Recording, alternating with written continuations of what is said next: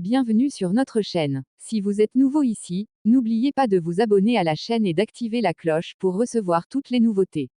Dans cette vidéo, nous allons discuter d'un sujet controversé concernant l'absence du roi Salman Ben Abdulaziz sur la scène politique, et comment le prince héritier Mohammed Ben Salman prend de plus en plus les rênes.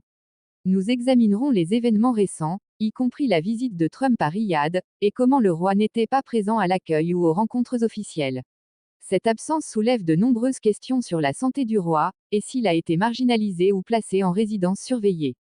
Dans un paysage politique agité, Riyad ouvre les premières visites étrangères de Trump après son retour à la Maison-Blanche, mais l'absent le plus notable n'est autre que le roi Salman Ben Abdulaziz, qui a complètement disparu de la scène de l'accueil et du protocole, laissant le champ libre à son héritier Mohammed Ben Salman.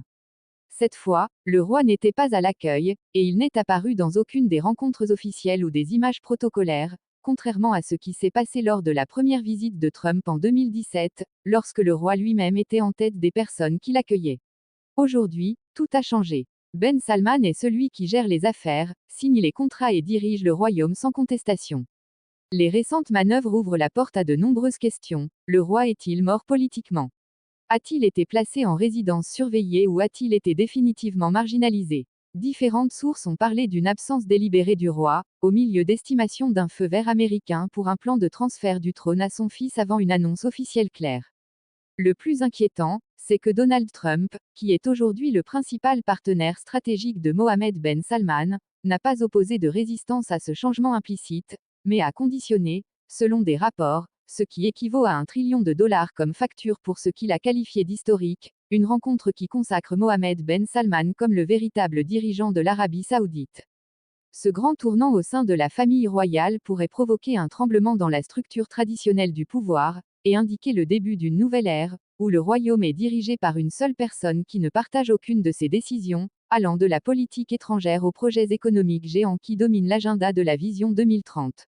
Mais la question qui résonne dans les rues du Golfe et du monde arabe est, pourquoi le roi est-il caché? Et pourquoi n'y a-t-il aucune clarification officielle sur sa santé ou ses prérogatives? S'il est vivant, pourquoi ne se montre-t-il pas? Et s'il est incapable, assisterons-nous à une annonce officielle de son éviction? Si vous avez aimé la vidéo, n'oubliez pas de mettre un j'aime et de partager la vidéo avec vos amis. Nous aimerions entendre vos avis, alors laissez vos commentaires ci-dessous.